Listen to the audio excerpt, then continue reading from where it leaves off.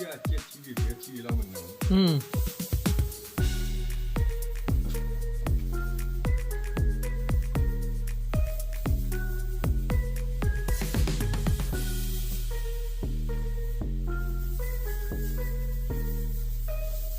လာသူတို့စောင့်နေကြတယ် အဲ့လိုပဲတွေ့ရှိဘူးအဲ့ဆောတာ အဲ့ဒါ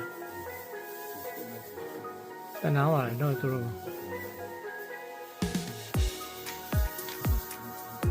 စောင့်တာ ဟိုကကြည့်ပြီးကြည့်လို့အဲ့ကောဒါတွေ့ရင်လည်းစိတ်ချမ်းတစ်မျိုးချမ်းသာရတယ်ဗျာ ဟုတ်တယ်အဲ့ဒါကြောင့်ငါအစာကျွေးတယ်ဒီမှာအချိန်ပိုဖြုံးနေဆိုအဲ့ဒါ ဒီလိုဆောတာတွေ့လို့ရှိရင်သူကအားရှိတယ် ကျူးလာအဲ့မှာငုတ်တုတ်ထိုင်နှစ်ယောက်လုံးဖင်တယ်မှာကြောတွေပါပူနေ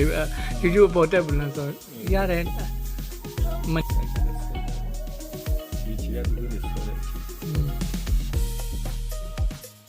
လိုလည်းဘယ်လိုကောင်းလဲပုံမကွယ်တော့လည်းပြောတာလေ